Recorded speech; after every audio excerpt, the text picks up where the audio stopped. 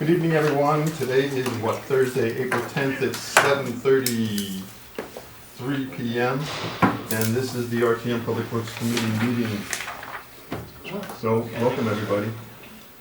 This meeting is going to be a little bit different than meetings we've had in the past. As I mentioned a minute ago, we have no resolutions to vote on or anything of that nature. This is 90% about the fact that once every decade, the town puts together a plan of conservation and development. And so that is in the process right now. We have the consultant here today from H&H, Neil Desai. Neil Desai. Okay, and first I'd like to thank the Planning and Zoning Commission for helping to make this happen. Steve Mulvaney, and in particular George Riley, and the head of land use. I can't remember his name. Okay, he'll come to me later. Okay, I sent out several emails giving you the links to the H&H survey, which is live, and that's good through, I think about another week or so. Yeah, April 18th. April 18th, okay? So I would encourage you all to, if you haven't already, take the time and fill that out. If you go, there's two ways you can go. There's a quick survey, which you might find more interesting, and then there's a rather lengthy, I would call it somewhat lengthy survey that goes into a number of different questions. I went through it. It takes a little while, but it's not overbearing. You guys can handle it. So I'd encourage you to do that, because that's your opportunity as a resident to speak to the plan of conservation. Our focus here today and our discussion here is relative to infrastructure and in particular public works related issues in the plan of conservation and development.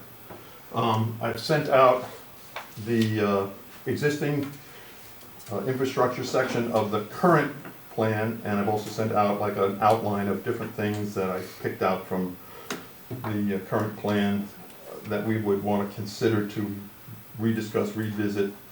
Some of them we might get through very quickly, others we might get into a lengthy discussion. But for the edification of our consultant here today, I'd just like to go around the room quick and do like a, if you will, a round the table like introduction. So if I may ask, just state your name, how long you've lived in Darien, and how long you've served on the RTM. Okay, so I'll lead off. My name is Ralph Obin. I've lived in the town of Darien since 1998, so 27 years. And I've served on the RTM for 7 years, 6 of which have been for the Public Works. So, Mark? Mark Adeletta, District 5, been on the RTM 19 years. Lived in town consecutively 28 years, 29 years. Been visiting town my whole life. Anything else, Will? Nope, that's good. Eric Wallace, District 3. I've been in town for 12 years and 5 years on RTM, all at Public Works. Caroline Luz, I've lived in town for 35 years, and I've been on the RTM, I don't know, 20 of those years, something like that. District 6.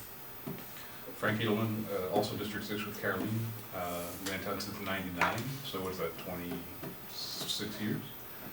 On the RTM for 36. About 36, no, 26. 26? But we were pregnant with my first daughter. 99, She just got married. 89. It's okay. Yeah. And I think I'm right after roll. And been on the RTM, I think I'm in my 17th year. Wow. Mostly on Public Works. Vincent Argenbow, born in 1950 here in Darien. So 75 years as a Darien resident. What else? How long have you been on the RTM? Oh, maybe 10 years, 8 years now? something like that. It hasn't been that long. I did it more after I retired. Okay. Jeff Hudson, District 2, 20 years in Darien, 3 years RTM, all Public Works. Okay. Ian? Ian Laird, District 5. I've been in town for 19 years. I've been on the RTM for 4, all in public works. Patrick? Patrick Kane, District 1, been in town for 36 years. On the RTM, I don't know. I think it's either, I really don't know. It's either 12 or 15 years. I've lost track. Well, you took some time away, right? Time's been taken away from me. Jeff Kraus, District 3. I've been in town 13 years and on the RTM 5 years, all of it here on Public Works. Paul Ferrone, District 3. I've been in town 10 years. This is my first year on RTM. Richard Ponte, District 2. Been living in Darien 23 years, RTM 3 years.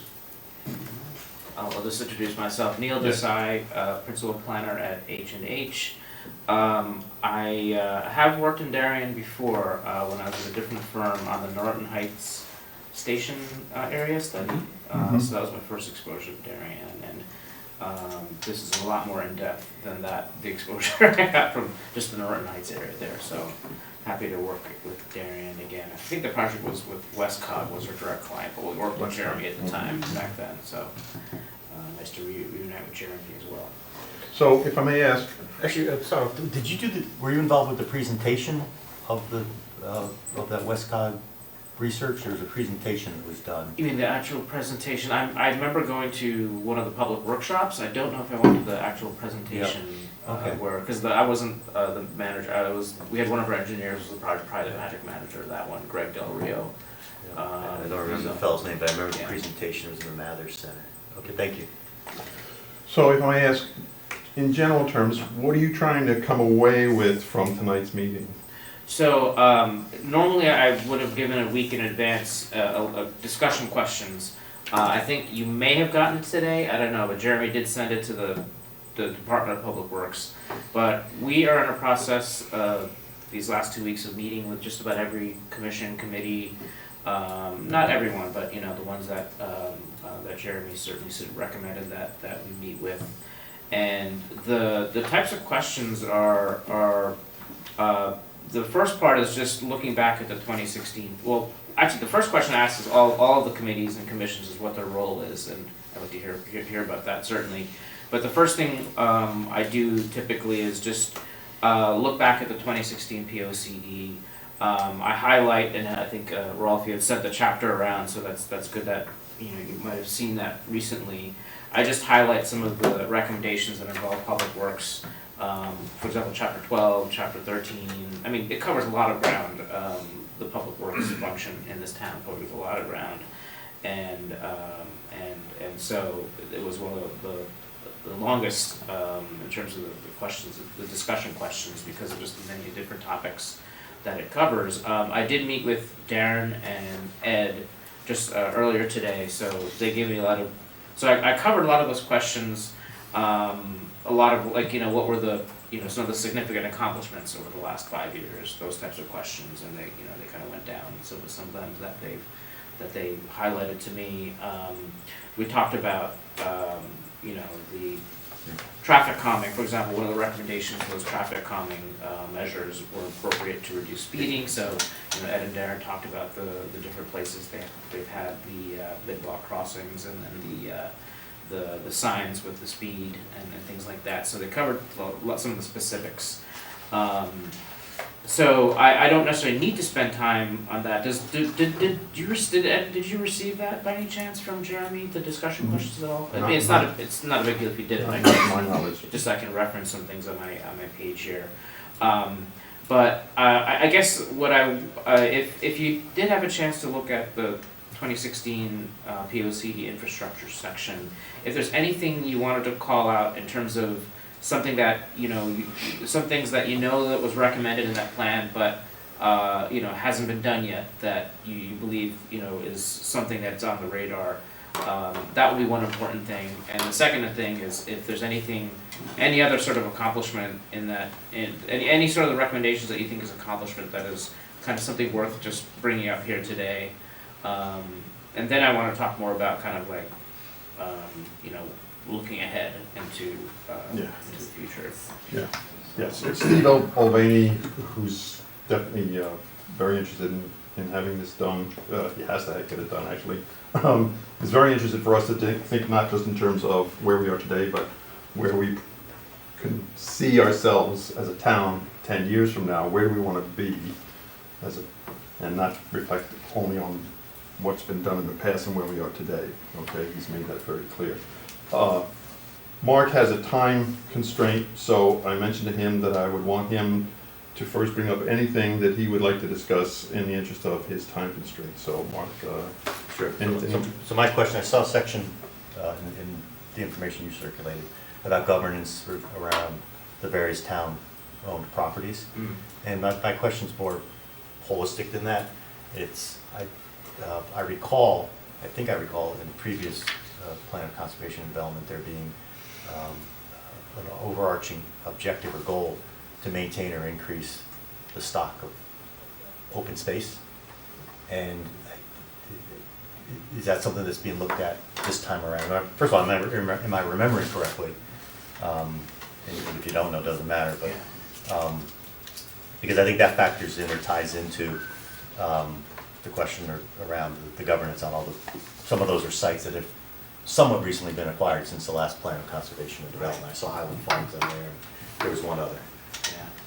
So, Well, I know there was definitely something in there about how overall the town wanted to be always looking to acquire property, you know, in the interest of open space. Okay.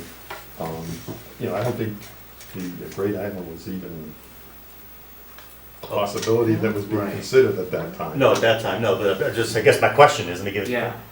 how do you know when you've achieved your objective?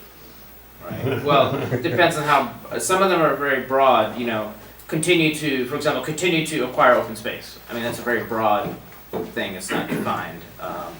That certainly is one of the goals in one of the other chapters on conservation, but I do see how sometimes these things could, have a little overlap with public works, especially, what's done on the open space, how is it treated? Is it gonna become a new park? Is it gonna become just open space that needs to be maintained by somebody, that sort of thing. But I think, I think that's certainly a topic that's, from the perspective of the next Comm plan, the next POCD, I think, given the Darien's acquired some of these properties that, maybe where there's a flood, some of the flood-prone properties that were, or some of the houses, that sort of thing that. There's flood Yes, prone. there's a that's number done. of properties that are just, the house has been leveled, the property is just open, Yeah, and we own it, right, and there's really nothing happening with those properties. yeah. Others were adjacent to existing parks or beaches and opportunistically acquired. So So that- there's a mixed match as to how or why they were acquired, but Right, I think that should be, I think that's kind of a policy that could be, thought about in the next POCD for sure, since that's, happened more recently as well. So that's something to think about. If there isn't any sort of disposition, what to do with this land that's been acquired, is it gonna be reforested or something or whatever, or, will it be, if it's a land near water, is it, does it become something that could become part of a flood prevention project where, you're recreating wetlands? I'm just making these ideas up, but I think this is the place to kind of start thinking about, in the comp plan, what is the strategy for these parcels, which I'm sure they'll be acquiring more. Right, Highland Farm is there, Great Island is, in development, and I know that there is some discussions going on there with regards to governance. Whether that would apply strictly to just the Great Island, or would it apply to town lands in general, I don't know, that may be a possibility. Patrick? I think the context on thinking about open space has been that because the town is so developed, I mean, we're 90, I forgot the number, 97% developed or something, whatever that definition is. So the thought, and I'm just recalling from the discussion last time, it was really more about we should always want to try and acquire more open space simply because of that unbound or that out of balance position. So I think then it just comes down to what kind of a priority is acquiring open space relative to all of the other priorities that are going to be in the POCD. So That's right. I mean, yes, of course, acquiring open space will always be on the list. It's a matter of what level of importance and priority it gets. And as you do work on the PODC, how do you factor in things like the Darien Land Trust and others that have a similar mission?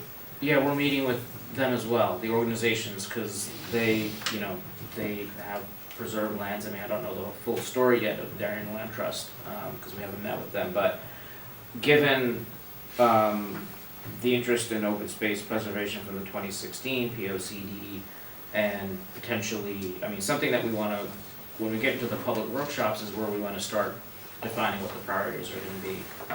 So the survey is kind of like this is what people are thinking, these are the areas and topics that, you know, are people most concerned with, or areas, topics that people like a lot, because the things that people like a lot also deserve to be invested in as well and part of the plan, but also things that people are concerned about.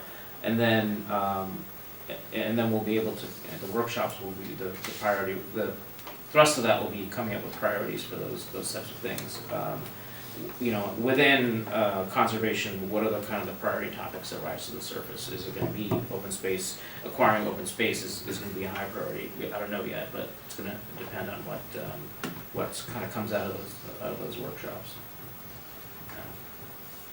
Mark, did you have anything else? My only other question was going to be around resiliency, Yeah. and specifically town asset resiliency as opposed to, not opposed to, but as a priority.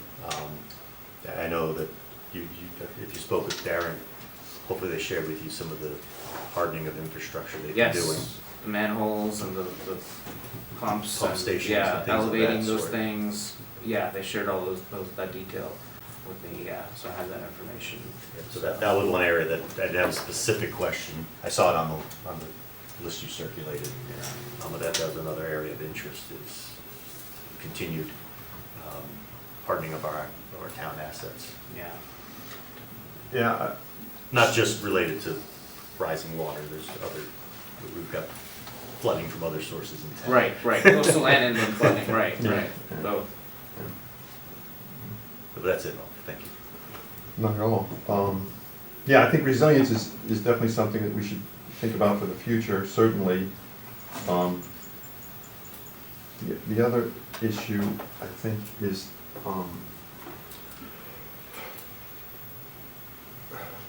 how are we going to develop without overstressing what we have, and how are we going to measure our ability to keep up with what is being developed. I mean, so far, we've gotten away with things, okay? So far, the sewer system has been examined with each one of these developments and shown to have the capacity to support the addition that's going to be put onto the system. So my concern is, do we really have a fix on what our capacities are? I think so, but I'm not totally sure. And then the question is, as time goes by and as further development should come along, how are we going to be sure that that capacity is not being stretched beyond its ability to really support the developments that could come along? And so I think that's something that, the whole issue of capacity. Do we have enough capacity to maintain and or go into the future with the future developments without any significant future substantial investments? Because if, for example, the sewer system does in certain areas reach capacity and you've got to start to dig into the ground to adjust that capacity, increase it, that starts to turn into a very pricey proposition anytime they start to go into the ground. So the precursor to that, though, is, and I remember the last POCD went into this to some extent, but all of the major developments that we're experiencing, we're seeing the fruits of, I suppose, today, were really in their nascent stage or hadn't even started. So I think I'll have to go back through the old POCD to see what it said about what do we as a town want in terms of future development. And then related to that then becomes, do we have the infrastructure to support it? And I have to believe, or I'd like to believe, that any of these developments were approved on the basis that we had the infrastructure to support what was, you know, the construction and the new concentration of population and businesses. So then the next question is, for the next 10 years, and probably beyond, what do we as a town want? How much do we want to allow that level of development to go on? When we put in the Norotan Heights overlay zone, for example, when that was approved in whenever that was, I think 2009 or something, 2011, it sort of opened the door to what was going to happen in Norotan Heights. Then any developer coming in that could fit within the P&Z constraints could do really whatever they wanted. So I think, I don't know how the POCD then reflects how do we limit or expand on growth. I mean, I don't know. Is there a portion of the, here's my question.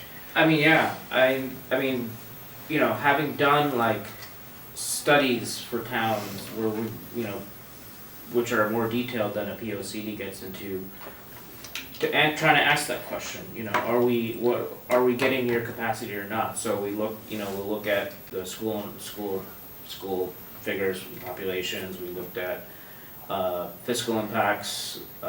We looked at traffic impacts, but I think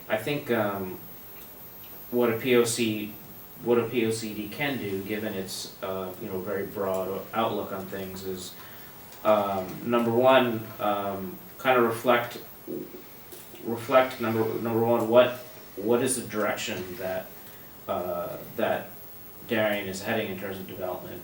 Anecdotally, as I start looking at the survey results, there's a sentiment that we're you know, we're not yet, we're developing, but you know, I mean, some people think we're overdeveloped, Darien's overdeveloped now, but the general sense is that, you know, and this will come out through when we look at the survey results, is you know, there's a sense that it's reaching towards a point, and everything they've done now is really good, but then is there more going to happen after that? So I think that's a question that's going to have to be answered.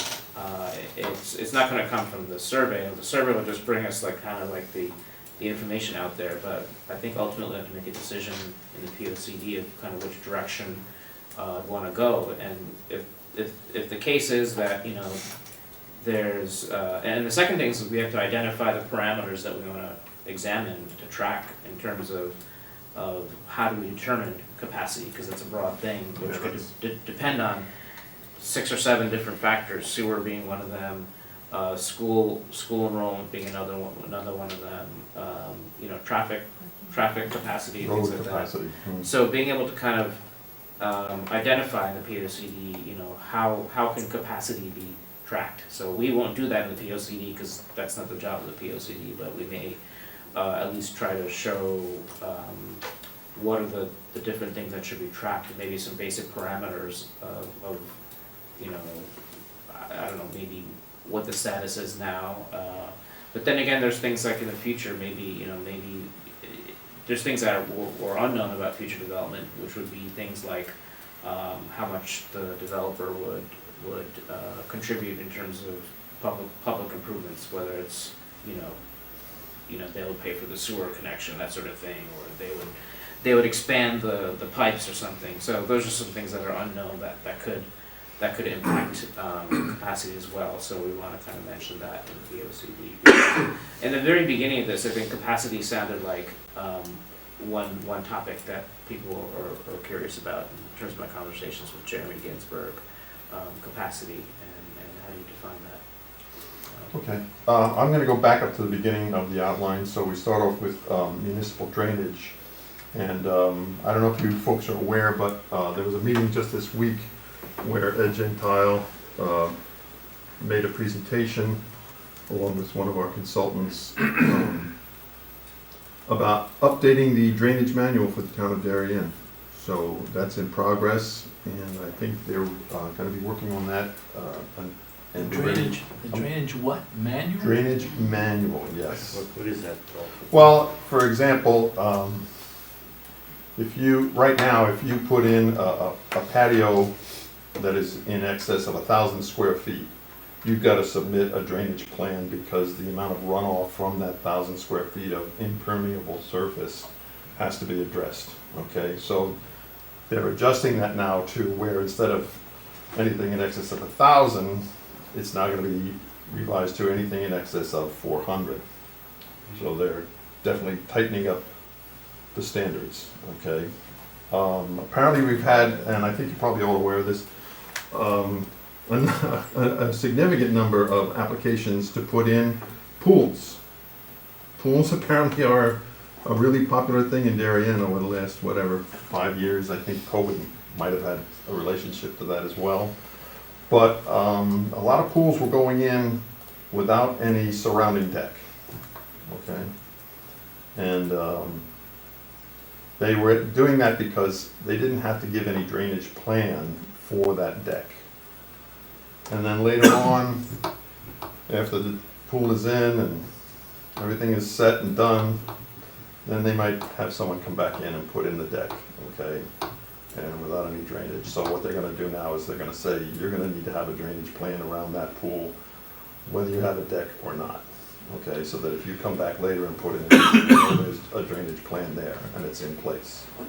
So those are just two examples of the drainage manual and some of the issues that it addresses. And it's in progress right now. They expect to be able to finalize and finish that and have it go into effect sometime around July 1st of this year. So if any of you are thinking about a deck, you might want to move fast. So mixing the cement. Okay, so suffice it to say is, yeah, they're basically just tightening up some of the drainage requirements when you want to do improvements on your property, and I'm sure there's even more to it than that. It was not a lengthy presentation, and I haven't had a chance to go find it, and I'm not sure I could even find it. It's still in progress and development, okay? I could probably find the presentation that they gave and maybe bring that up at another meeting. Yes, Patrick? Can I back up a step to take advantage of Neil, your being here? Could you maybe give us a thumbnail sketch of what the process is going to be for inputs? I mean, I know because we all want to, provide input in our area of focus. How is that going to be taken in, digested, and then come out onto the POCD? Because as I go through, a couple of the hot buttons that we've been talking about, particularly like pedestrian infrastructure and those sorts of things, and you're reading through the old POCD,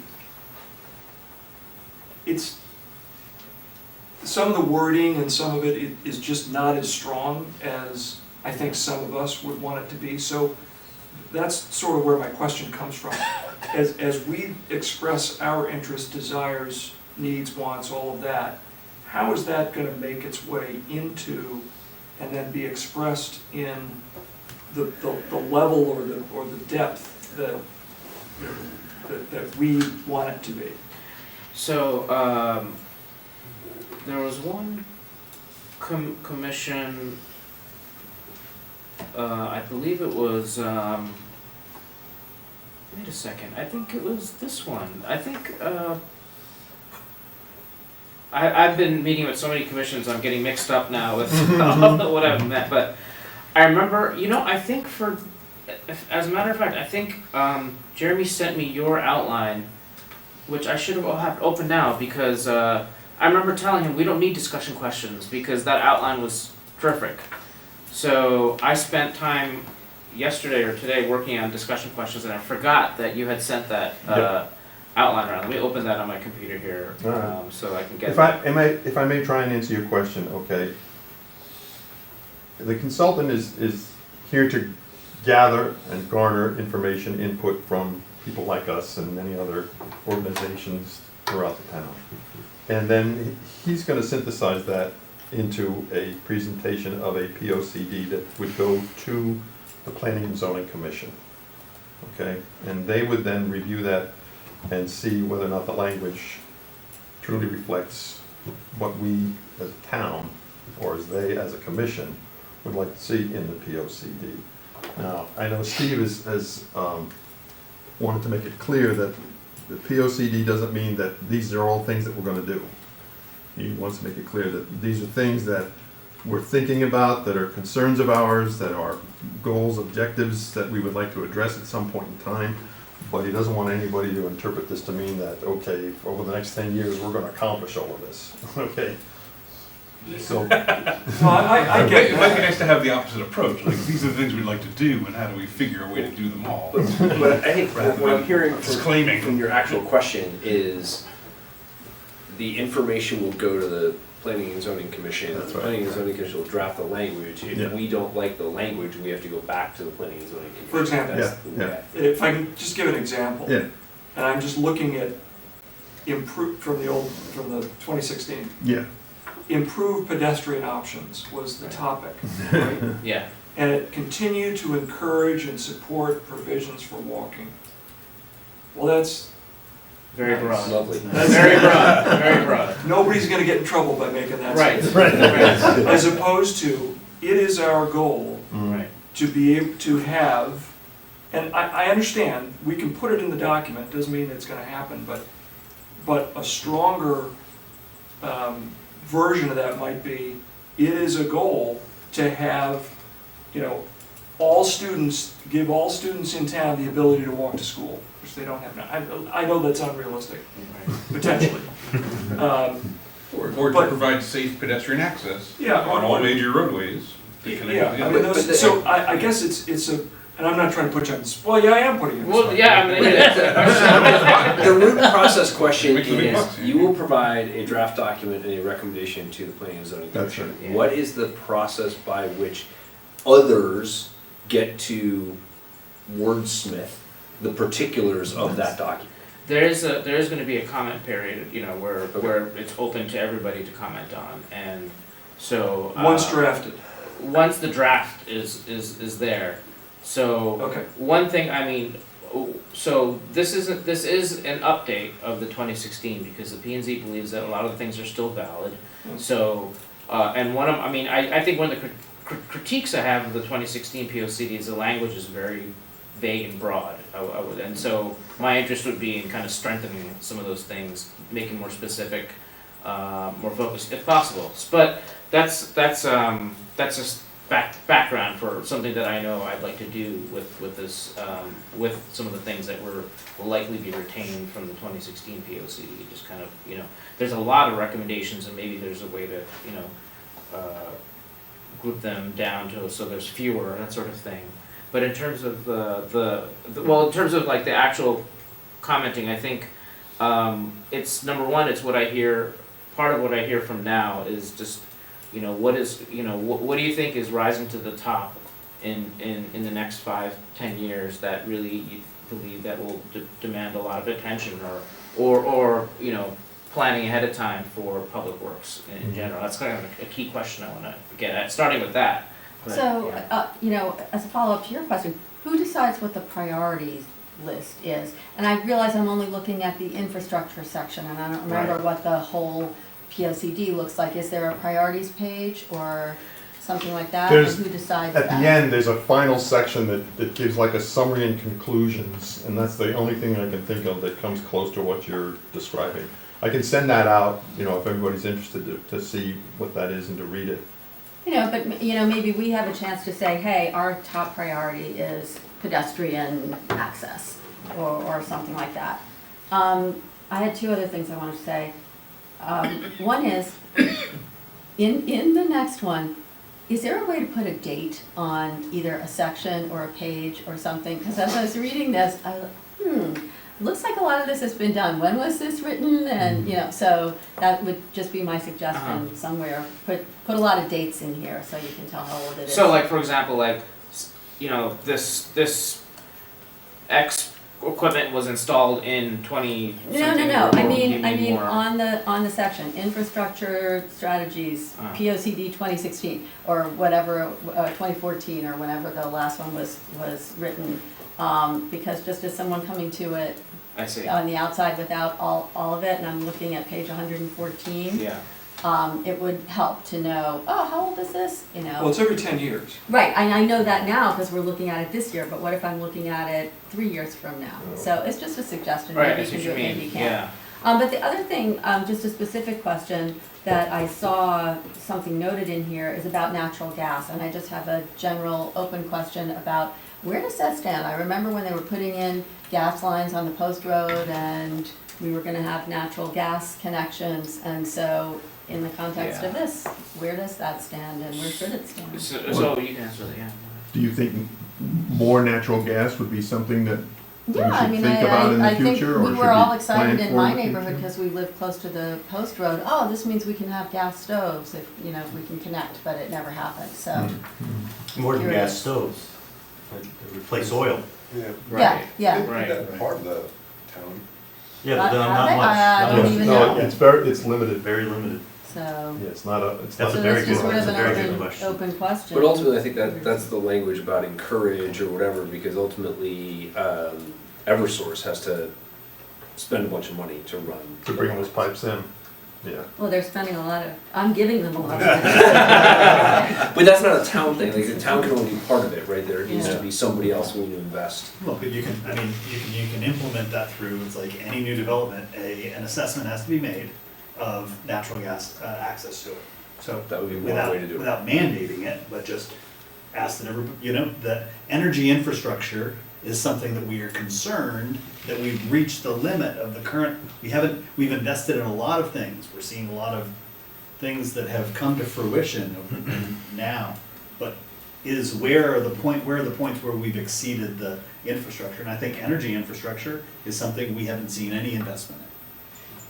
Well, I think Caroline makes an excellent point, because New Canaan, for example, made it a goal of theirs. I don't know how they expressed that goal, but they wanted to really expand the use of natural gas. Now, their downtown is set up very differently than ours, and it's much more conducive to putting in main lines and branching it off.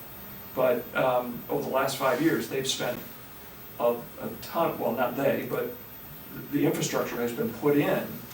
And so I think it's an excellent point. You know, it all comes down, back to my earlier question, how do we get this prioritized in a way that Right. this is something we would like to try and achieve, or it is a top priority over the next 10 years?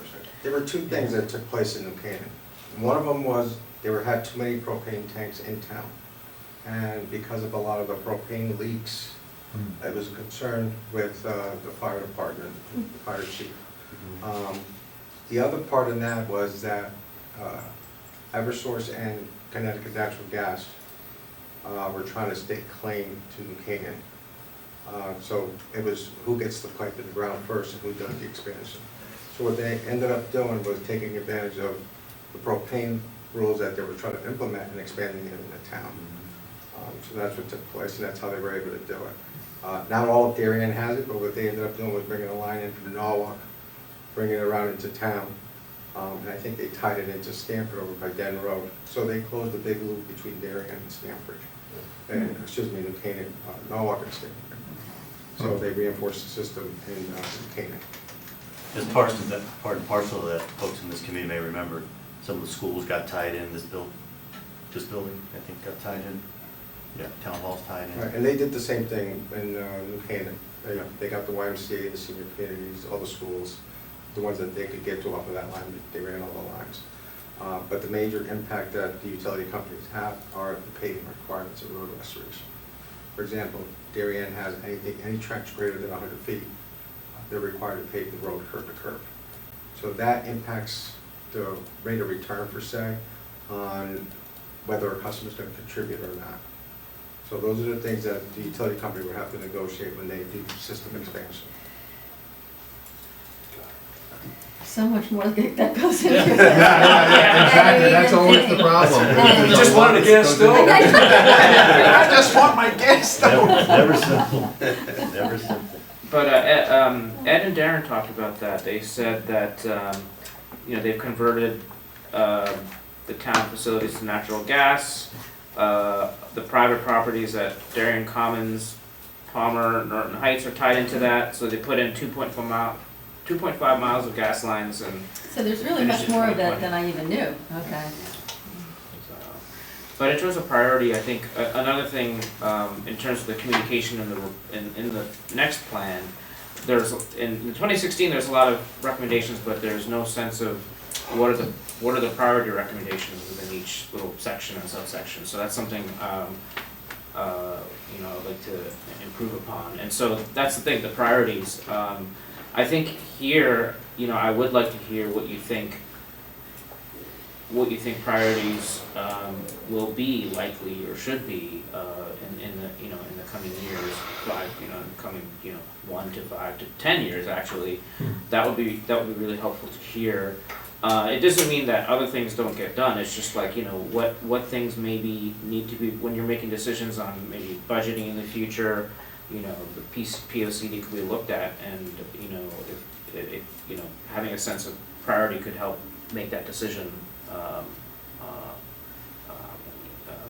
easier or better if you kind of already have it spelled out in the POCD. It won't dictate the decision, but it's something that can influence the decision if it's in the POCD. I would offer up that this committee spends an awful lot of time talking about flooding and pedestrian infrastructure. Great. I mean, I think honestly, the three things that come to mind off the top of my head are, to echo Mark's point, we know that we are going to be challenged in terms of climate and change, and we need to harden our infrastructure to protect ourselves, because this town without sewers is going to be very quickly non-livable. Number two, it's a particular focus of mine, but to Ian's point, it's a particular focus of the committee to expand the pedestrian infrastructure network. We've set the table on that. We've had a pedestrian infrastructure advisory committee once, we've asked for it a second time. Oh, there is one. There was one. Produced a great report about 10 We're trying years to ago. get it Well, re-upped. we voted to Trying to we resurrect affirmatively voted to request that the Board of Selectmen resurrect that committee a year and a half ago. That still hasn't happened.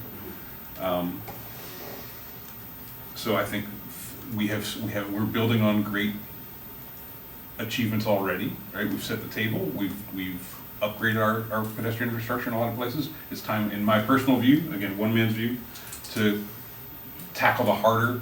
We've done the low-hanging fruit. Now it's time to tackle the harder bits. The places where right-of-way may be contested, the places where there might be obstacles in the way, the places where we have to collaborate with the state, where there might be more resident pushback. I think we need to close the gaps. And again, just one man's view. I think we need to close the gaps and really tackle that to really complete the network and make the town much more walkable. And then third was, you had mentioned something just a moment, flooding. Flooding, I think, has been a perennial issue on the committee, and we talk about it quite frequently. And I think we've made good progress as a town addressing the places where it's been the worst. Yeah. And Ralph, you would know, we spent quite a lot of money in certain neighborhoods to address the flood. Yeah, we've got several projects going on right now. We have projects underway right now. We've been playing whack-a-mole. We do not have a master We don't have a plan. structural approach to the problem. But it's Much a moving less one target, that, to right? your point about climate change or whatever term you want to use, like, we do not have a plan that says, if you predict that rainfall and sea levels are going to look like this in Right. 10 years, how do you backtrack to what do we need to do to account for that? That does not exist. Great. I think that would be in line with my comment about hardening. We know Right, that the challenges to the infrastructure posed by the environment are going to escalate, whether it's heat, rain, snow, it's weather weirding. It's not necessarily warming, right? So we know that we need to have a stronger infrastructure. And in some areas, I think Ed has done a Class A job of planning that and planning for that and thinking that through. And other places, to Ian's point, it's been more whack-a-mole.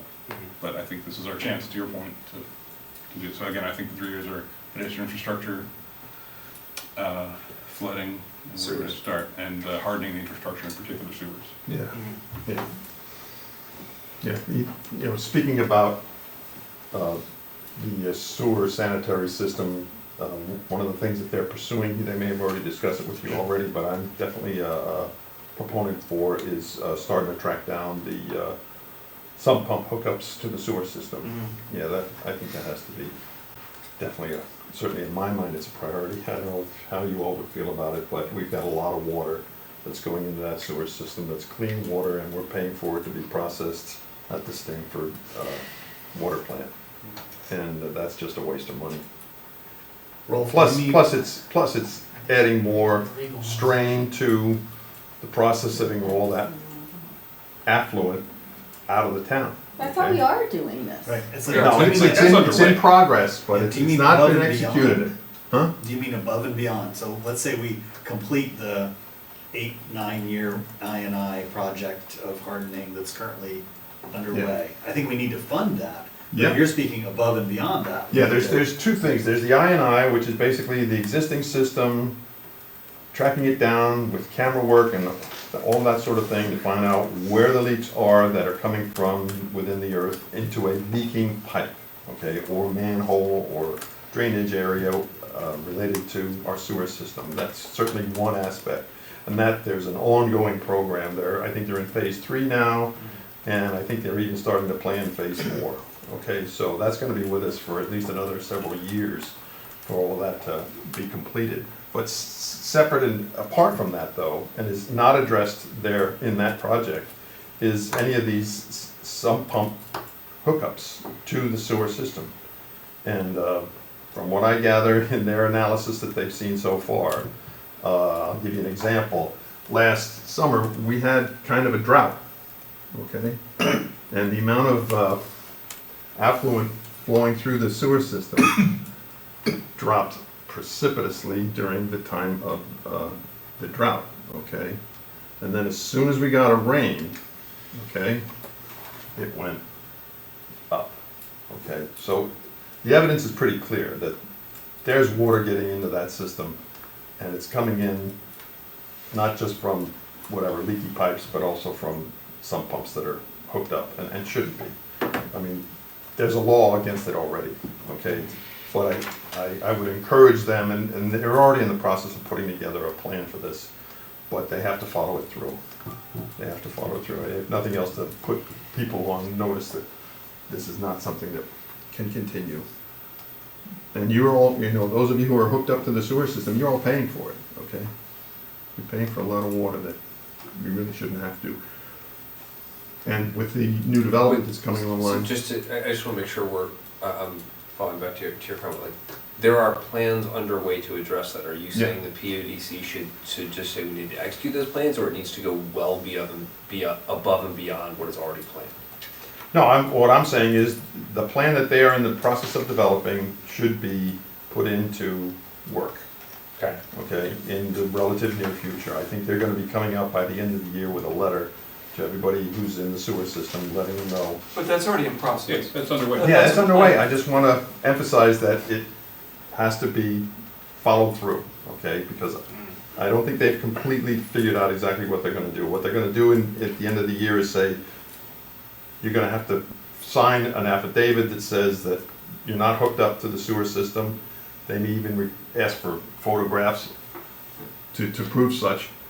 What they do after that is not yet, I think, been completely figured out specifically, okay? Because after that, you have to start to identify where you know water's coming from a certain source and what are you gonna do about it, okay? And that's why I say it has to be followed through, okay? It can't be just, okay, we're gonna mail a letter and tell people to stop doing this and give us a picture. It's gotta follow through to trace down people that are not responding, okay? That's all I'm trying to say. Okay. I think as you look out beyond kind of in the second half of the POCD period, we have a lot, the development that's gone on in the last several years, add on Great Island, and the open space acquisition we've done. Roadways are not, in my personal opinion, we're not kind of at the capacity on roadways, but I think once the Norwood Heights area, the downtown area are completed, I think roadways in this POCD period we're gonna understand whether we're beyond our capacity in terms of kind of how we manage traffic in town, because we're gonna put a big new stress on kind of roadways and traffic. So it's not, I don't feel like it's a crisis today, but it feels like there could be a crisis that we would be facing five years from now. It'd be a crisis if they put in those roundabouts and expect me to have to navigate Wait, there's plans for roundabouts? No. There's been talk in the past about putting in roundabouts, but there's no specific plan on paper that I'm aware of at the moment. I have a comment on Yes, also Vince. the first selectman on one of his presentations to us was talking about how the state is gonna force more building, concentrated building along, well, I guess the narrow area along the Route 1, I guess. I guess. Yeah, the But- train lines, Route 1. The train line, The Route 1, transportation somewhere along that. Yeah. They call it the Transportation corridor. Yeah. The transportation corridor. Well, that's really gonna stress us if we are made it, huh? If they really press it from the state, yeah. And that we then build even more concentrated housing along that route. I mean, that's a future that it's gotta be contended with, thought about. That's a question actually I have for the PZ and the RTM PZ and H. Is just that question. The state housing policy is kind of, seems like it's floating around a couple of concepts, and they have the fair share report. If, I don't know if you've seen that or not, but it shows the Yeah. two different scenarios of how many housing units every town in Connecticut is quote unquote short on. Right. And something like 1,900 units for Darien, and so I mean these are numbers right now, but at some point there's gonna be more decisive policy coming out, and so that's without question. That's why I'm interested in that'll be definitely a topic in the POCD to start to look at, because what's the Well, it goes back to the point that was being made around overall capacity, right? So, I mean, it's one thing for the state to say what it says, but, if we were to add 1,900 housing units, which, is assuming even just 2 people per unit is, 10% increase in the size of the population of the town. Like, can we support that? Can our sewer system support that? Roadway support? So that would be, if I'm thinking about the PODC, it would be, and you said this earlier, like, how do we calculate our actual, human being capacity of the infrastructure of the town? Yeah, and that may not, when you come up with the formula, it may not come out with like an easy number. It'll be probably choices you have to make in the end. But yeah, it could be 1 or 2 factors which makes it, unlikely. It could be, it depends on what the different factors are that you're looking at and where they stand right now. So, and as far as in terms of housing policy, I mean, right? How does it factor in all those issues for every town, their own capacities to absorb whatever number of units that they are told they need? That's something to contend with. Every town has to contend with, and let's see how it materializes. As we've gone through the number of investments in schools over the last several years, from the high school to Tokenique to Oxbridge and now HHR, we've made very clear assumptions about population growth over a longer period of time, over a 30-year period of time, and the assumptions that are baked in there are roughly flat to low single-digit increases in student populations. I think that is generally a sense that I have, that we've sized our infrastructure to accommodate a low single-digit growth in population. So anything that challenges or changes that assumption about the resident growth of Darien being greater than 1 to 2% per year, that's gonna challenge the infrastructure. That's not in the infrastructure plans that I feel like the town has in place today. So that's where it's like, those assumptions are gonna be pretty critical to the infrastructure within this current, within steady as she goes, kind of business as usual from where we are today. I think we've got a lot of good projects in place, but radical changes to that are gonna, change everything, especially for infrastructure. But in the case of, the denser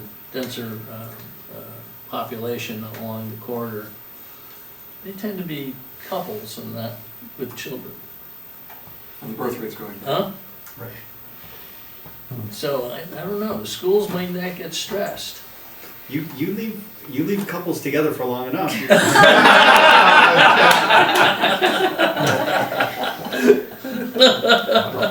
Yeah, I'm not sure there's much we can. I'm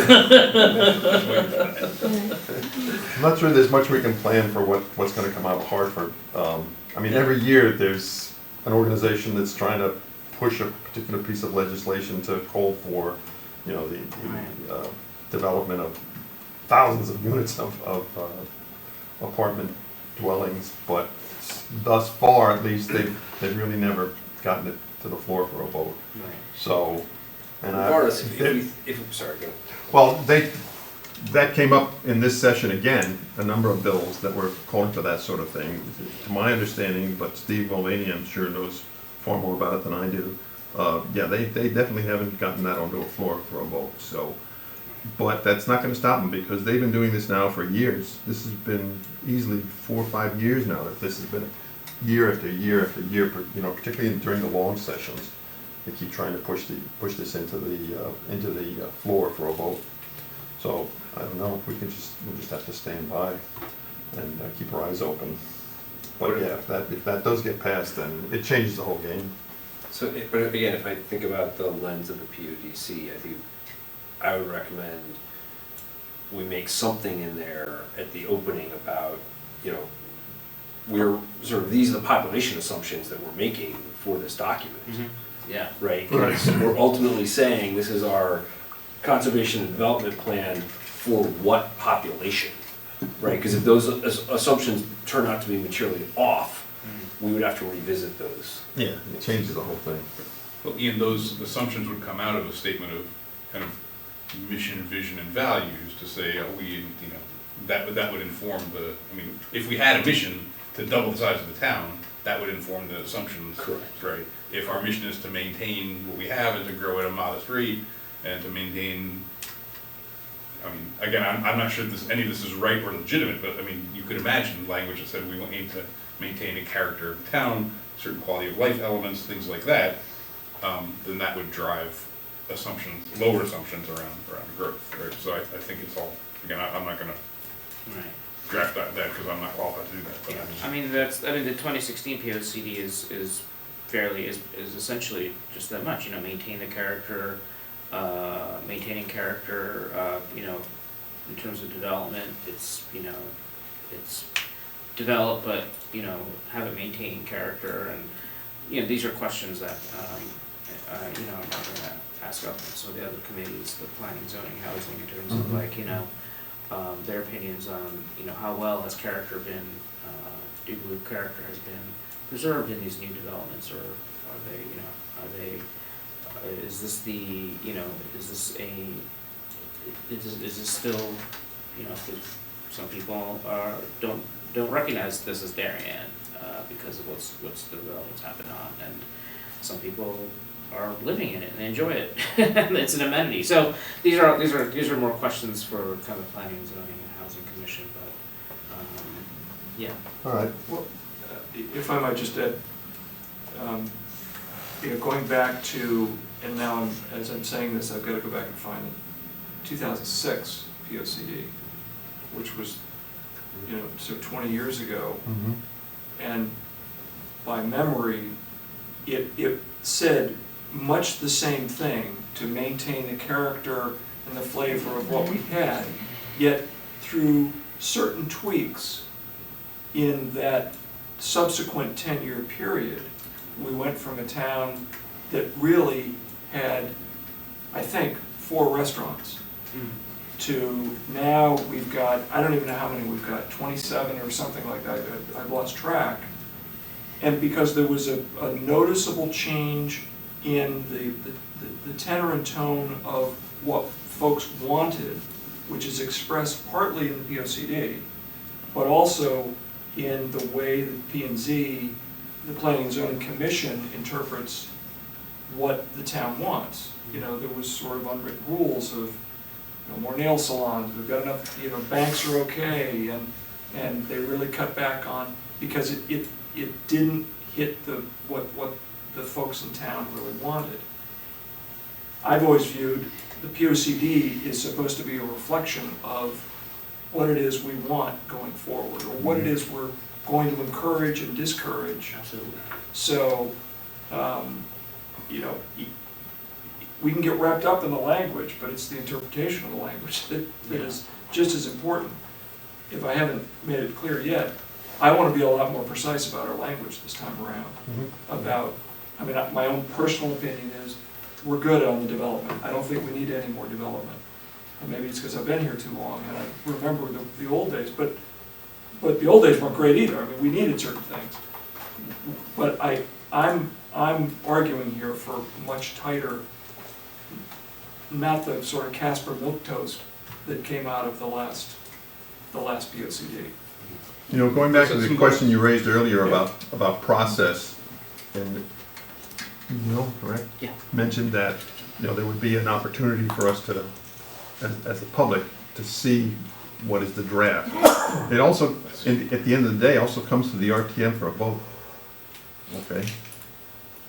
Otherwise, it's not gonna go anywhere. It's too late when it comes to the RTM. Yeah, I understand, but I'm just saying, if it gets to that point where it's not reflective of what we're looking for, then we do have the vote.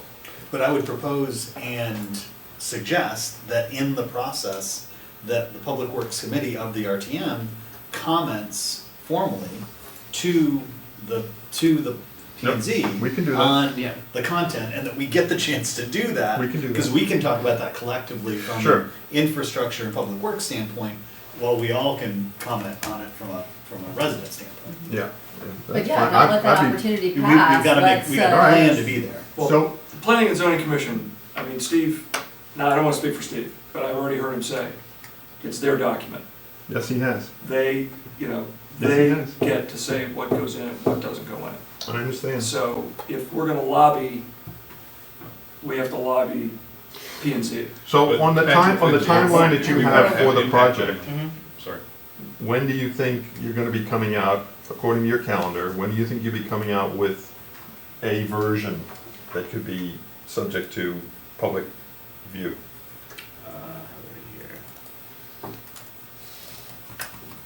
Next week would be good news. No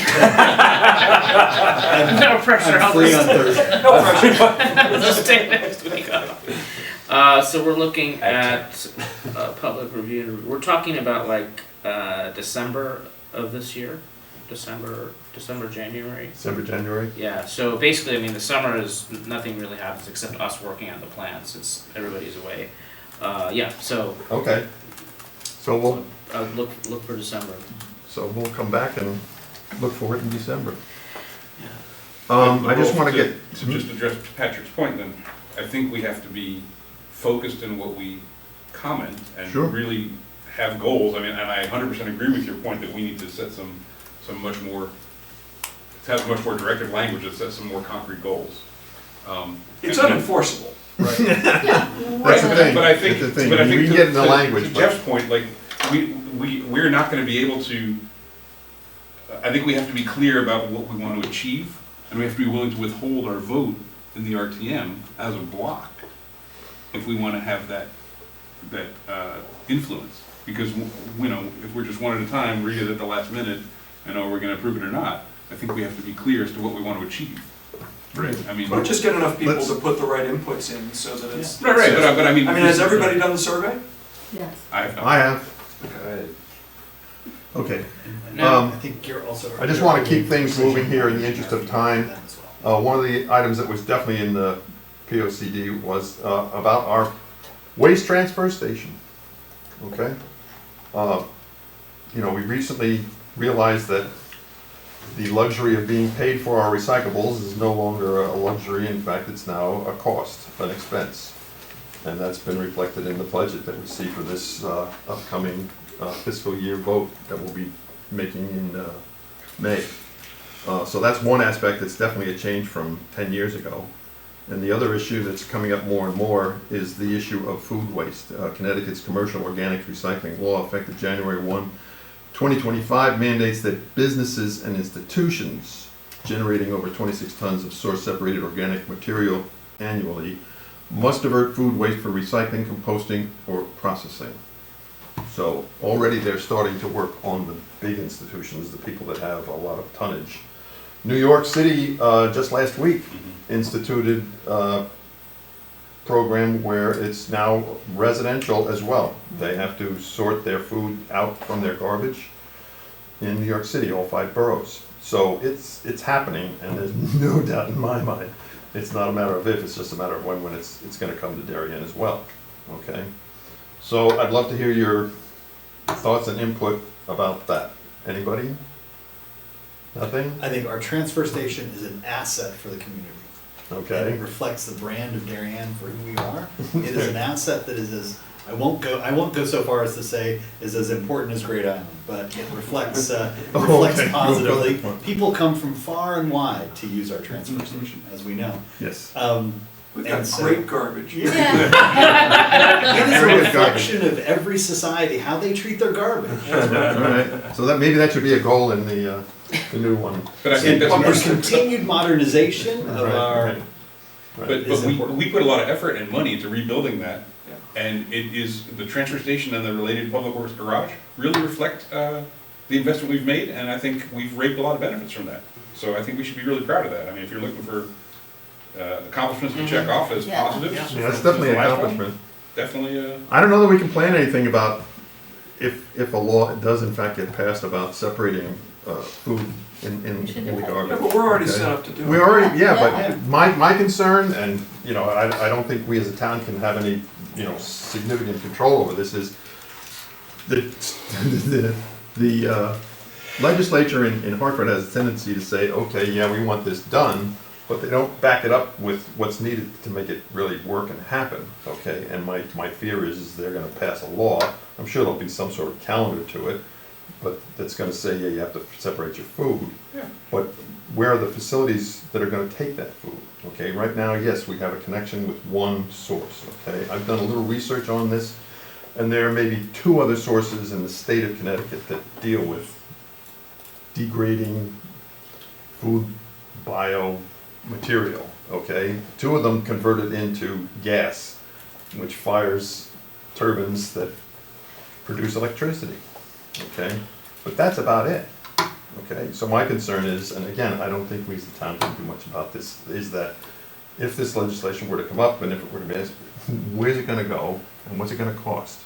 And so, you know, I would think the town would be wise to at least start to do some sort of investigation into, you know, where this thing is going, and so that we're not caught off guard when the time should arise. So, go ahead, sorry. no, I was just gonna say, and that's why at the POCD level, I think our focus is on making sure that we are being forward-looking and modern about our transfer station capabilities, because we don't know what the regulation might come out, whether it comes out or not. And I think that really reflects well that we already have a food waste Yes, it does. program, so we've already done the research that many communities may have not, they don't even have one in place. So Yes. that reflects how we are being kind of modern about doing it. You know? Let's keep being, as a focus of ours to continue that, Yes, staying ahead of the curve. I agree, I agree. As somebody who's actually tried to do the food waste, it's disgusting. Yes, it's not, we It's bring our horrible. food, It doesn't work. I mean, it's not. It's not a pleasant Take the experience. garbage to the dump and put it in, it's just not. doesn't not work. pleasant, I agree. It will be practical when you get fined for not doing it. Well, this might be a little bit, you know, maybe too forward, but I definitely think it's coming. That's all I'm gonna say, and I think, yeah, we have to maintain some sort of forefront position to be aware and ahead of this should it occur, because if it does come through, I don't mean to be pessimistic, but I think it's gonna be a mad scramble. But, I mean, Ralph, there are dozens, if not maybe hundreds, of communities all over the country that have solved this problem. Yeah, no, And it's. generally what ends yes. up happening is some entrepreneur Right, somebody Yeah. will, says, I got this, yeah. and does a wonderful job. So I think to Jeff's point, I think the only thing for this document is to continue to be forward-thinking as it relates to the transfer station. I agree. None of this is new. Okay. And there very are good. solutions all over the country, if not the world, that are wonderful for the town and probably wonderful for a dozen of entrepreneurs who want to start the company that does it. All right, so we'll see how it goes. You definitely need somebody. We had a discussion with Mark while he was here about town land.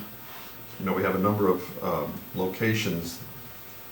You know, one of course is the Great Island, it's under development, Highland Farms. A number of plots where, you know, the homes were flooded out and we ended up buying the property and then leveling the homes, so those plots are sitting there empty to this day. But there's no real, policy or disposition on any of that land at this point. So that's something I think the town should at least take a look at. What are we doing with this land, and is there some way we can recycle it in some way for the use maybe in the local communities where these lands are located. Ian, you have, not far from where you live, the, 30 Edgerton Street, that plot of land just behind Middlesex Middle School. Yeah, that's town-owned property. That is now, a big hill. Right, yeah, and spent, I think, remember it's such a controversy, $40,000 to try and clean it up a little bit, and it created a whole big brouhaha in one of the RTM. Well, it was an elementary school that Yeah. then So- the senior center became a big hill. Right. Okay.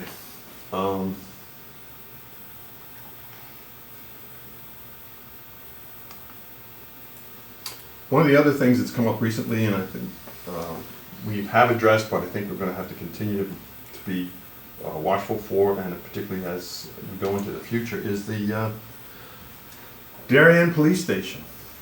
You know, we recently approved to have a, on-site engineer to watch that building, because it's been such a problematic building and it has so many aspects to it. I just saw an RFP come out recently to clean up the firing range.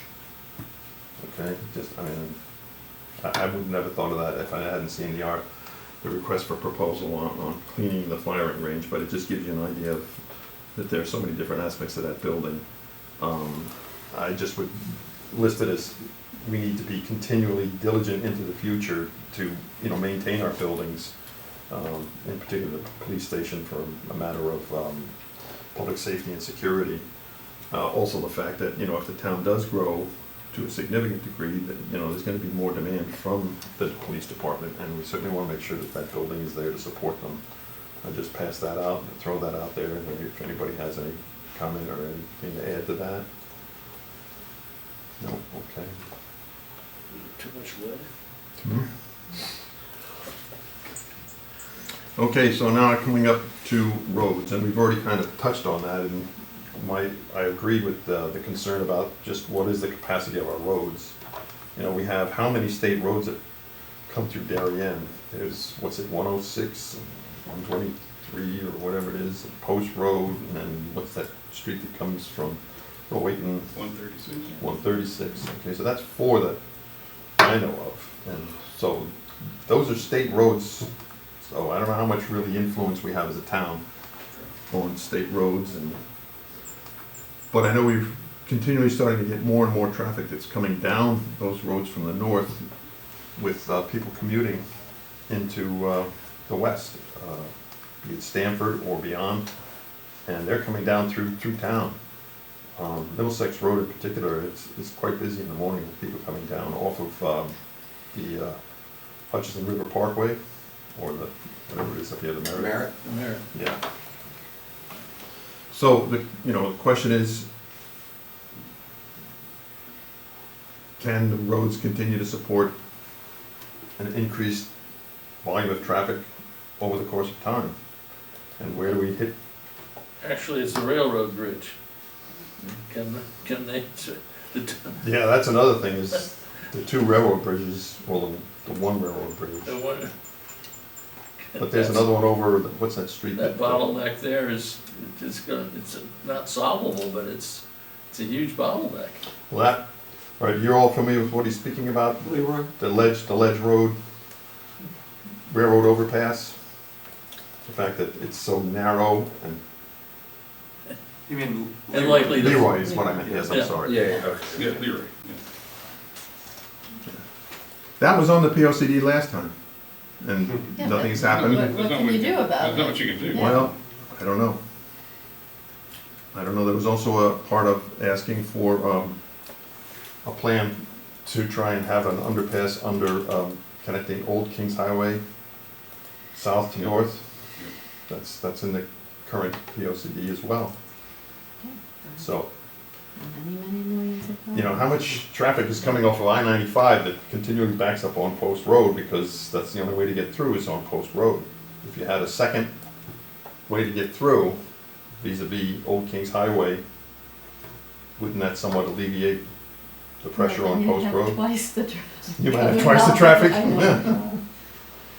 I don't know, should they continue to pursue the concept of that connection, because it was in the previous plan? There's a lot of road recommendations in that plan, 2016. I'm not getting much reaction here.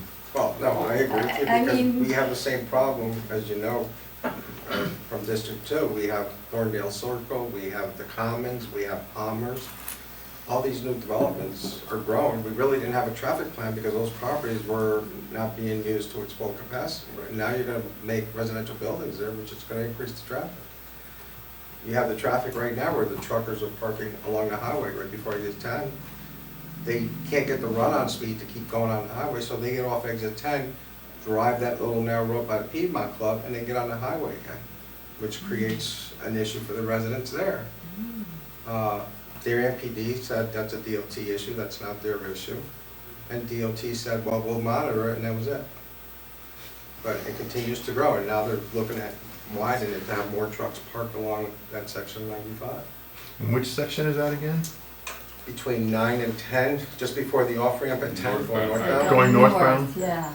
So you'll see trucks get off and make the right and the left and drive up So Pecco that's what they're Avenue. doing. Oh, And interesting. the reason they do that is because they gotta pick up speed, and if they Yeah. are to get directly on the highway, they won't be able to pick up enough speed to create a traffic jam. So they use the run on the on-ramp just Yeah. after 10, they have that whole stretch where they go before the exit to the post road, they can Well, pick up speed. why are they allowed to pull over there? Well, they're not, it just isn't enforced. Huh. And that's a federal highway. Yeah, that's not. So we can't enforce it anyway, There you yeah. can't do Well, nothing. we can do other We things can. like place stop signs so that they can't use it as a. Well, Yeah. no, because that becomes a big fiasco, because you'd have to go to the state and do like when we did on row 8 and on Tokenique, when we tried closing that down, no trucks because of the weight limit of the trucks and Yeah. stuff. So we'd have to do the same concept. It's just, how do you fight them on it? You know, It's Yeah. gonna be a tough battle. Well, this is just this goes, along with Jeff is saying, that this is a congestion issue, that we just have to try and anticipate and plan for and be ready for, continued congestion. Yeah, it's, just to reiterate what you're saying, it comes down to what assumptions do you make when we, like, making sure that we have the road capacity or plans around it, that needs to be accounted for. It's actually, so I think it's also tied into the drainage problem, because you have Yeah. the railroad and the N95 that are the biggest barriers to water getting from New Canaan to the Sound. Correct. And so those two things, and so proper, getting through the railroad, I think getting through the railroad is actually the biggest traffic and drainage problem that we have. So there's really a foundation for saying, hey, over 10 years, we've got to really pay attention to improving the the ability to get through the railroad. Yeah, the permeability, the railroad can't be a barrier. Yeah. It's gotta be. Well, it is To now. traffic or water. Right. Should just secede. So Patrick, here's some pablum from the current POCD about vehicular transportation issues. Move traffic as efficiently as possible, especially along arterial and collector roads, while balancing traffic capacity with maintaining community character. That's You excellent. can take that, Without you can take that, you can take that right to the bank. Yeah, exactly. Okay, that's what's in It's the like plan motherhood and apple today. pie. What else? Okay? I mean, you know, yeah. I think Ukaipa, California has the same sentence. Is that right? The trouble is, when you add more capacity, more It more has a traffic comes. tendency to, yeah. I appreciate what you're I saying. mean, I wasn't even kidding, you know, you Yeah, here's another spend all one. that money and you build, Here's another one. Consider traffic calming does it help? measures where appropriate to reduce speeding. Right, I mean, So I'm gonna go out on the road. Well, no, I think there are ways to do this, and obviously the police department is obviously equipped to do this, but they're doing this in other towns. They are enforcing not just distracted driving, like I think this is distracted driving week in New Canaan. So I see cops, people are getting pulled over all over the place. And that's having a calming effect on traffic. But, you know, we could easily encourage that the POCD should say, we need more either traffic calming or better traffic enforcement as we become more congested. And not just because of speeding, although I happen to believe that that's a serious issue. But, you know, we've become, even though the population hasn't increased, there are more people trying to, as we talked about many times, with pedestrians, there are more people out on the roads. So there are a lot of reasons why we might want to encourage more traffic enforcement, better and more creative forms of traffic enforcement. Maybe even creating our own traffic enforcement group within the police department, which other towns are starting to do. They have not just, you know, enforcing parking, but they're also have the ability to give speeding tickets and moving violation tickets and that sort of thing. I think they have several vehicles that are deemed for that purpose, but I don't know if it's adequate to what we're experiencing. Well, they've, you know, with 60, what do we have, 68 68 officers, you know, they get pulled in lots of different directions, so Yeah. it's hard to do. But as we look out over the next 10 years, those types of issues, I think, are going to become, in my opinion, they're going to become more important. I think they're important today. I think they're going to become even more important. Yeah, traffic control. So do we feel that we've talked enough about pedestrian safety with regards to the POCD? I don't know, just- Well, yeah, Regardless, CFC, I would say, is a broad topic, probably not, yeah. look, I think we've covered it in this committee, I think we've covered it in this meeting, I think Neil gets the message, right? I think, so again, coming back to Patrick's point, I wanna help, I wanna make the language stronger. I wanna make it more of a concrete goal. I'd like to see more commitments to solutions rather than, Platitude. airy-fairy goals and statements of principle, right? I mean, again, the things you read, no one could argue with, right? But they don't tell you what you have to do. And I think we need to be clear on what we want to accomplish. Well, the 2016 had action steps, and it said, follow the recommendations of From the the- pedestrian yeah. pedestrian advisory committee, or whatever it's called. Yep, That was in 2016. yep. Here we They are. didn't do it. Well, arguably, they've done some. They've done They some. haven't done Yeah. others, right? Okay, great. Like I said before, we've hit the low-hanging fruit, right? And it's now time for us to take a more muscular approach to attacking the things that are more challenging, where there's more opposition or where there's more obstacles. I see. So I would want to be very clear that continues to be an important priority for this committee. The budget has to support it, and if the budget Right. doesn't support it, it's not going But that was the reason that we wanted, to. I know, I mean, I'm part of the choir. we're on the same team here.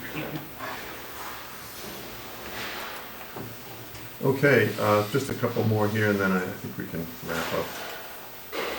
We talked about roads, so I'm not gonna go over that again. Something that has been coming up lately, particularly with all the construction work that's going on is, in downtown, is parking or the lack thereof.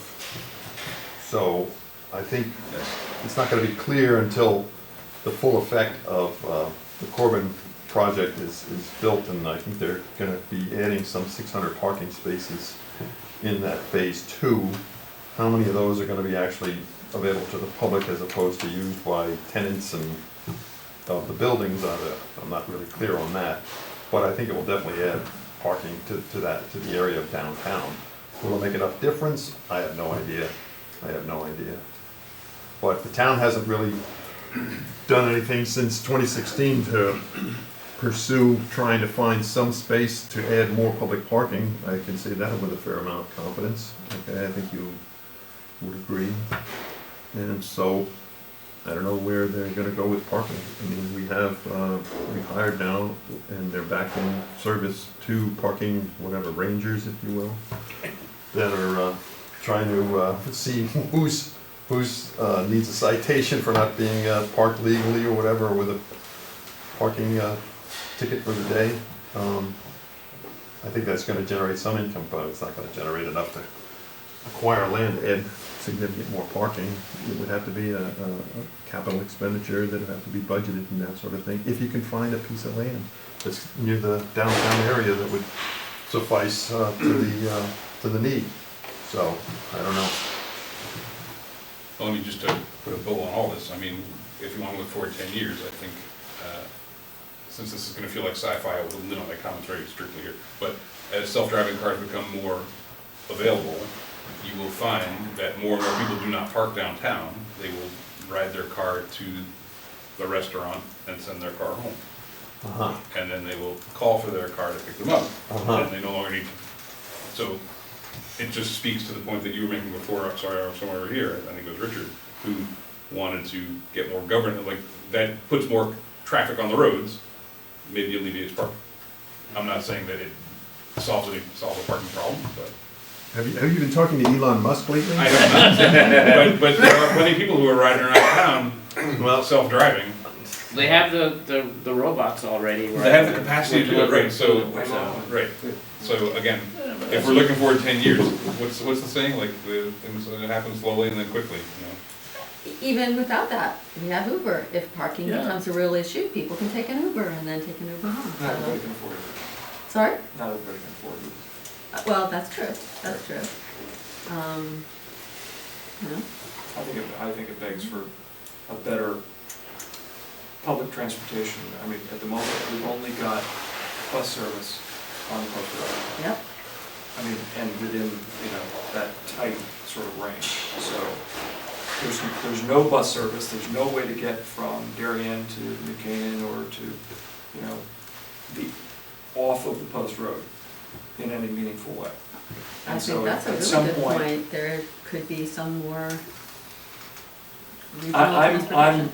I agree with Frank. I think we're gonna get self-driving, buses and trams and that sort of thing that aren't necessarily gonna be tied to the networks that we've got. I mean, I think it's gonna be much more free-flowing, maybe more chaotic, but. But I'm also gonna say, not everybody can afford a self-driving car either. No, but I'm talking about And- public transit. that And I goes- think, yeah, It doesn't have to be bus service, it can be a shuttle service that you Sure. can provide. exactly. And to have a shuttle service from New Canaan to Darien downtown and interact in that way through Mansfield Road or something. Could be something beneficial to both I think that would be communities. great. I also don't think that we have to have a parking space for every possible car that might come to town. No, that's not how we plan. Yeah. Well, I think parking's, the need for parking, I don't think is gonna go away. I think it's definitely something But I that think, we have to if look it gets for in the hard enough, future. that's what we're gonna see, is some sort of innovative shuttle service, which would be great.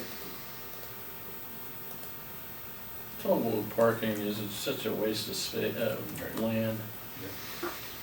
Well, you can always go up too, I know, Or down. Yeah, I know. So we explored parking structures when we talked about the train several years ago. Yeah, and Roden Heights, And parking structures are just as cost per space are Mhm. prohibitive compared to the parking lot. all right, we'll move on to the last thing, which we've already touched on to some degree, resiliency and hazard mitigation.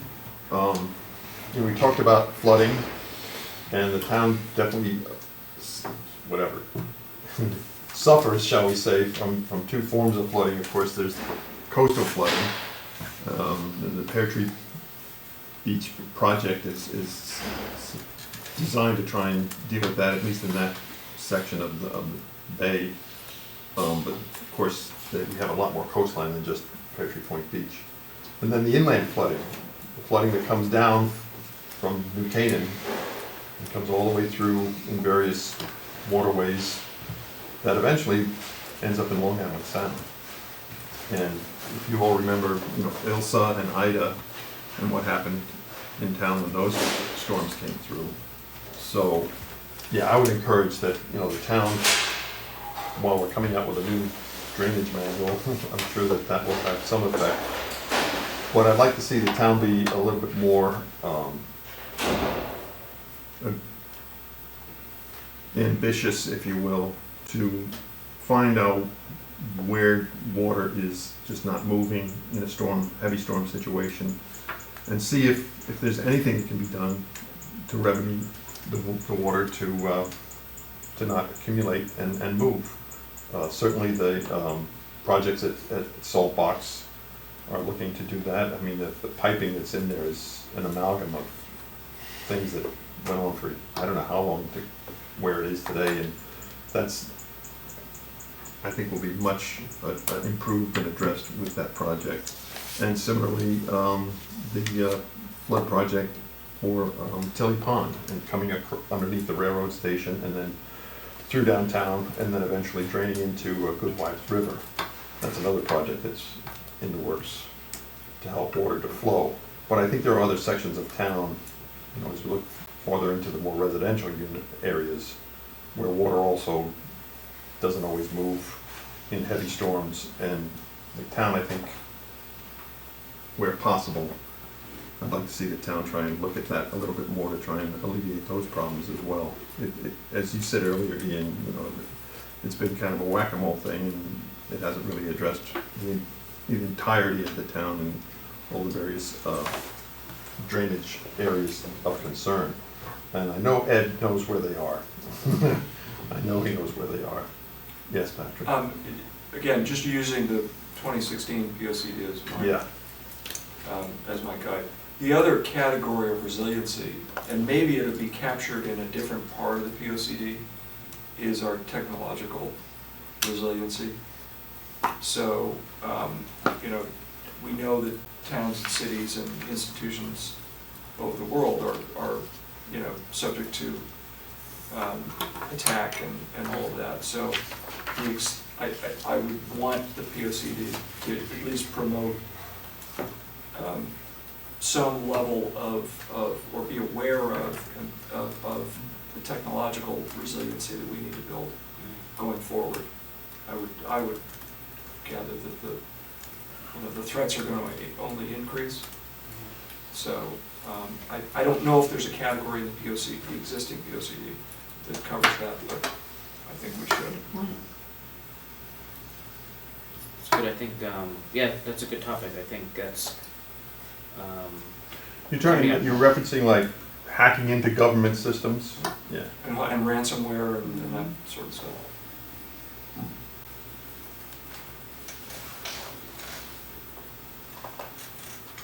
Does anybody else have any other ideas or thoughts relative to the plan of conservation and development? All right, so we know what the timeline is with December coming out. So we'll kind of stand by and see what they put out as a first, as a draft. And so we can give that a close examination. And we'll take it from there. and I would say, you know, in the meantime, if you want to spend time at another meeting kind of discussing this same topic, you know, and want to send me some notes from that, that's great too, you know. I don't want to just keep it to one little meeting here, but, you know, if you want to discuss it further, on your own at the next meeting or something, feel free to Alright. do that and send me any notes from that. Well, Neil, as we develop other ideas and concepts, can we just send them, what's the collection point? Is it H&H or is it? Yeah, you can send it directly to me.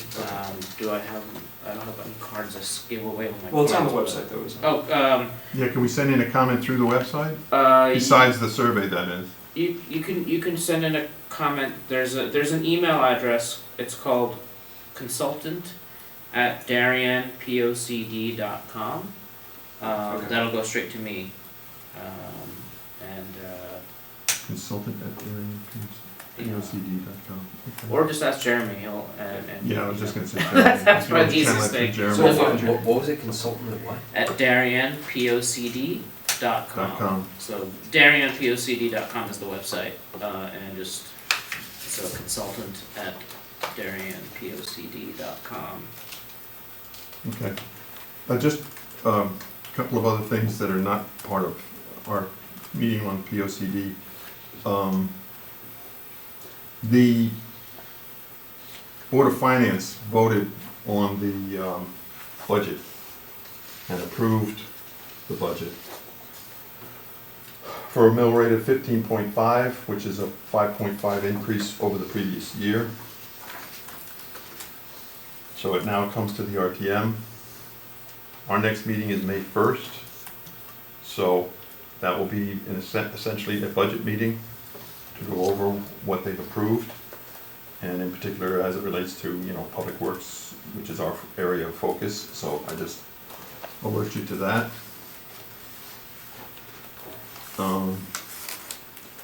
The other thing is, there was a development with regards to the drainage, the project of Pear Tree Point Beach and the channel in the Darien Harbor. The soil sample results came in, and the soil sample quality was better than expected. So the cost of the project is coming in less than what they had budgeted, and so that increases the probability of that going forward. Where they are with that and who's gonna follow that through, I have no idea. Okay, because it's really, they're talking about parks, but I don't know, I think it's really, I don't know who the consultant is that they've been working with that's developed this thus far. But Well, I shared with you the emails I CC'd you on it too. It's kind of a bizarre, there seem to be sort of 3 or 4 different groups involved, but no one in charge. right. I mean, just getting those samples that you and I got Yeah. was having to ask a random group of people who seemingly no one is leaving. It was bizarre. Yeah. It was really one of the strangest things that Ralph and I have looked at. And If I get an the opportunity coastal to, commission pointed at, Ed, and Ed said, I had no idea. Yeah, I mean, Ed the said- whole thing was quite amazing. yeah, I don't know, I think ultimately it's gonna probably be decided by the Board of Selectmen who's gonna really follow that project through, the dredging. The dredging. I would hope, somebody. I mean, at this point, you and I know more than 99%, which is quite scary. Yes. Don't use it. I'm only referencing Jeff. That's fair. But it's 2 years off as soon as you get going. And- Well, and so far, there's no getting going. But there's some question about that too. I mean, there's a lot of things, it looks like the feedback and the emails that you've seen, that we had back and forth, was they're moving pretty quickly. And the fact that those samples were better than expected, there's a lot of positive kind of energy around it, but seemingly no leader. Yeah, where's the impetus? And no connectivity to Ed at all. Ed had no idea. I'll see what I can find out, because ultimately I think the Board of Selectmen is gonna have to decide, who's gonna follow that through. You got some good skills. You're up for this. I don't know if the Coastal Commission, could wrangle that, per se. Maybe, but it's unclear talking to the coastal commission what role they are playing. Which coast? What you're doing. And I know one of them, it turns out I know one of them pretty well, but, I mean, the back and forth was nuts. Sounds entertaining. Well, and then getting them to actually answer the question. It ended up having to be a personal friend, and I was like, hey, Chip, just, You expect it. what the hell's going on here? We don't know. Okay. All right, if there aren't any other questions, I would definitely take a motion to adjourn. Patrick, Ian seconds, all in favor, say aye. Thank you very much. Neil, thank you very much. Yeah, Thank you, Neil. Thank you.